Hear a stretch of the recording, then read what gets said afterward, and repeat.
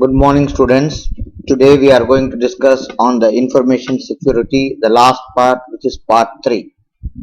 In this part, we are going to discuss on certain important terms and terminologies that are commonly used and some techniques that are used to provide security to the information in the information system. First, we are going to discuss about something called backup. The first one which we are going to see is called backup. What is backup? It is nothing but a backup is nothing but storing the information in a place to store it in case if there is any issue with the data that you have in your own original server, you can still go back and retrieve your data. It is actually there should be a backup plan in any organization. If you don't have a backup plan, if a hacker is going to hack your system, all the data is lost and you cannot restart your system very properly because you don't know what was the last status of the data in the information system. So it is very essential to have a comprehensive backup plan for every organization in order to ensure that you can actually safeguard your data. That's the most important point that you have to first know about it. Now we are trying to do the backup. The backup is done daily. Almost daily all the network administrators do their backup of data. What is backup?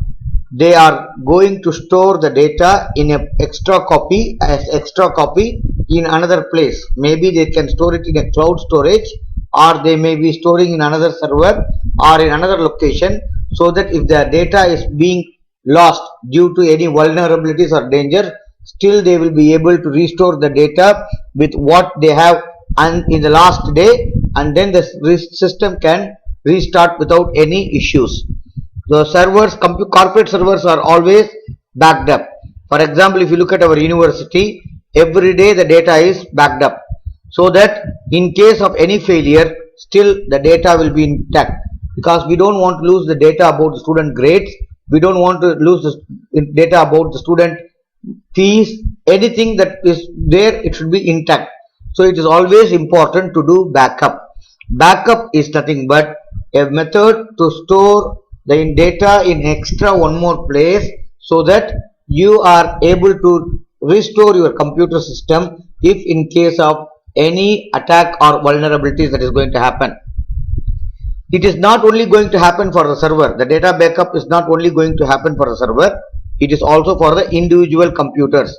Like for example, most of the people will be using an external hard disk to store the information in their computer, so that in case if the computer hard disk crashes, still they can be able to retrieve the data from the external hard disk and use it for future use. Okay, it is also data backup is a copy of the computer data taken and stored elsewhere, so that it may be used to restore the original data after a data loss event. That's what I told you already. If the data is lost, still you have another copy from where you can actually load the data into your system, and you can actually avoid any loss of data that will happen in your system. Periodic backup of the data is very, very important. Okay, on portable devices, remote locations, or cloud storage, because you can either store it in a portable device or in another location, or maybe in a cloud storage. There are many ways where you can have an extra copy of the data. You can store it in a cloud storage, or you can store it in a portable device, or you can store it in a remote location. There are many options, but it should be done periodically. Normally, for example, if you look at the data like banking data, university data, and wherever there is a transaction every day, they will try to do the backup at the end of every day. Business transactions is over, they will make a backup, so that the next day when they start the computer, if there is any vulnerability that happened with the system, still they will be able to recover the data and start the information system in its original form. So proper backup can help to recover and start functioning even after natural disaster. Don't only think about vulnerability and danger is nothing only about just the hacker attack. For example, if there is a fire in a building where the data is stored, still you have another copy of the data, and you can start your functioning after 1 or 2 days. So this is very, very important in most of the backup procedures that has to be followed. So whenever you are going to talk about backup, please remember, backup is what? It is a procedure which is followed by many organizations to store a copy of the data in the information system in a remote location or in a cloud storage or in another portable device, so that there exists a copy, the latest copy of the information and information system. In case of any theft or any data distraction happens, either due to the information security threat or due to natural disaster, still the data can be brought back to the original form and the information system can be put into use. So I hope this is clear for you now. Let's go to the next one. What are the common risks to the information system? The first one is unauthorized access. I already told you, if somebody is trying to hack your system by breaking your password, then it is called an unauthorized access. Like for example, you give your password to somebody and they are actually accessing your system, which they are not supposed to do. That's called unauthorized access. Number two, there is something called hacking. Hacking is very commonly known to you. Hacking is nothing but people enter into the system and they try to hack and try to know your information. This is called hacking. Hacking is common even in big servers like Yahoo, Facebook, YouTube. In all this one, you can see that this is very commonly happening. So the next one is malware. What is malware?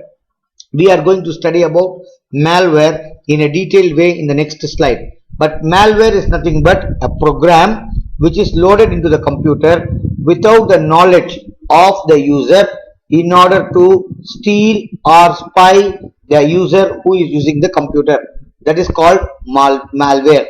And last one is natural or man-made disaster. As I told you, you have a server in a building. If there is a fire and the server is completely burnt, it's a natural or a man-made disaster. Or maybe there is a big cyclone, all the server data is lost because the water enters into the building. So that's a natural disaster. Even in this type of things, the data that is stored in the information system can be completely lost. So these are some of the risks that can happen to the information systems data, and the security of the information system can be challenged. Let's go to the next part, which I told you, malware. Now we are going to discuss about malware. It is commonly known as malicious software.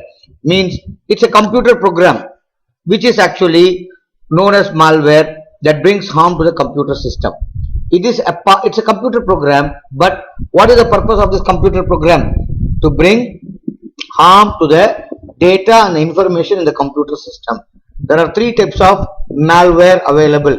Number one, virus. Number two, worms. Number three, Trojan horse. Number one, virus. Number two, worms. And number three, Trojan horse. So these are the three commonly available malware in the market. What is this one? I told you already. This software gets loaded into the system and tries to do the data, steal the data privacy or information without the knowledge of the user. He will not know that this program is a spyware or a malware. He will install it. So that's why when you are going to install any new program or any new app in your computer or in your telephone, you have to make sure that this app is reliable, it is genuine, and it can be used. If you are not going to do that one, what's going to happen is that you are going to have a severe risk with your security of your information in your computer. So this is why now you have to understand there are three things. Now we are going to discuss on these three types of softwares. Now we are going to discuss on it in a very clear way. Let us see this one. What is a virus? It is a malware. You know that it's a malware. It is capable of copying itself and spreading to another computers. So once it gets loaded into one computer, if you are connected in a network of computers, it will automatically copy to another computer by attaching themselves to various programs and executing code when a user launches one of this infected program. Like for example, it can be passed through email attachments. Sometimes you can get the virus program in the form of email attachment. People click on it, it gets activated without your knowledge. Worms are independent computer programs. They copy themselves from one computer to another computer over a network. It's also a virus type, but it is independent computer program, copy themselves from one computer to another computer through network. The next one is called Trojan horses. It is a type of harmful software. It is often disguised as a useful software. This is where the danger is more. Sometimes you think this, you have many apps. Oh, this app is very good. This app is very good. This program is so good. But these programs are given not to help you, but they are disguised as a useful software. Disguised means they are told to you that they are very good softwares, but actually they are employed by hackers to gain access to users' systems. Users are typically tricked by some form of social engineering into loading. Once activated, see, I will tell you what is it. For example, if a Trojan horse is going to be there in your computer, for example, it's a program. Okay, remember, it's not a physical device. It's a program which is loaded. You will type the keyboard. You will type in the keyboard. Your keyboard recorder, your keyboard strokes will be recorded and sent to the hacker. You will switch on your camera. Whatever you are going to see in the camera, you are sitting in front of the camera. Even you do not know the camera is switched on, but it will be on. There will be no light on. So this is another technique. So there are many things. Similarly, when you are in a meeting, they can switch on your microphone of your computer and they can overhear what is being discussed in the meeting. So these are actually some of the three different types of malicious software or malware which is commonly used in many computers. Number one, virus. Number two, worms. And number three, Trojan horse. I think it is clear for you. Please remember these names and just remember these small definitions about them so that you will be able to answer it if it comes in an examination question. Okay. Now we are going to the next one, hacker. Who is a hacker? Hacker, programmer. Programmer is a person who can program the computer programming to develop systems. Hacker is also a programmer, but he uses computers to gain unauthorized access. What is his main job? He wants to gain unauthorized. He doesn't have any authorization to use the computer or the system. He tries to get unauthorized access to data. They create intentionally, their idea is to create havoc or damage to the system. They want to either create fear or they want to damage the data in the computer system. So this is the problem with hackers. Okay, there is no ethics with the hackers. They don't worry about destroying other people's data. They want to just remove the data and create issues for other people. The next one is how to avoid all these problems. I told you there are three types of malicious software. One is virus. So we have to have antivirus program. So the antivirus program, for example, you can see that in our university we are using Kaspersky. McAfee is another company. Norton, AVG, Avira, Not32, F-Secure. So many companies are giving antivirus programs. So if you are going to install this antivirus program, it will detect and remove the software. If they find that any malicious software is there in the computer, it will automatically, or even in a mobile phone, if it is going to find it, it will just intimate to you there is a malicious software. We want to remove this threat from your computer.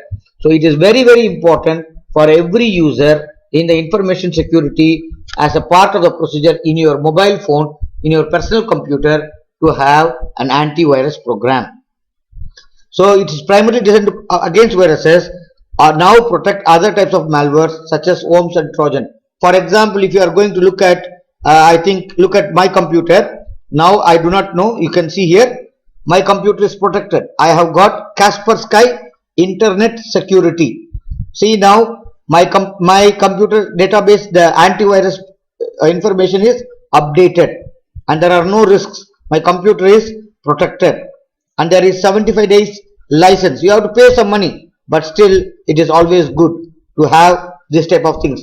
If you doubt something, you can do what? Scanning. You can do scanning to check if there are any viruses or not. So this is one thing that you have to know. See, I am using what? Kaspersky. Can you see the Kaspersky? This is the brand which I am using, because in Oman most of the companies are using Kaspersky. Now let's go to the next one. The next one is about firewall. This is very important to know. Our university has also got firewall. What is firewall? It is a combination of hardware and software that prevents unauthorized users from accessing private network. What is a private network? Dhofar University's network is a private network. If somebody is trying to enter into the system, there is a way to stop this one by using a combination of two things. There is also a program and there is also a hardware. Okay. Now you can see that what is firewall. From internet many websites are coming. Many people are also sending the data in the firewall. It will filter unwanted things. So you can say that if you have any doubt about some websites, you can filter those websites using the firewall, so that your network is safe. So this is actually another way to protect and ensure that the security of the data is ensured in the information system. So now, my friends, we are coming to the last slide of this chapter. Every organization, wherever you are going to work, I know in the future you are going to work in many organizations. Remember that if you are working in any organization as a MIS graduate, you should always say that it is very important. You should always emphasize to your people in the organization to adapt policies, procedures and technical measures to prevent unauthorized access, alteration, theft or physical damage to the information system. Okay, this not only includes the data, it also includes to protect the hardware, software, data and network, because there are some malicious software which can also destroy the hardware components. There are some things which can corrupt the software. So this type of good practices related to information security is very essential to ensure the people have trust. As I told in the beginning, the three things to be achieved: confidentiality, integrity and availability can be easily achieved when you are going to work out with these tools, so that the vulnerabilities are not done, and also you come up with the information security policy to have a systematic approach. Periodically backup you have to do. All these things we have seen. Try to go through the slides. There are 25 slides in this chapter. I have made the videos in 3 parts. This is the last part which I am making now. So please look at the 3 videos. It will cover the entire chapter in a nutshell. And thank you for listening to my class. Inshallah, we will see about chapter 5 in our next video recording. Until then, stay safe. Assalamu alaikum warahmatullahi wabarakatuh.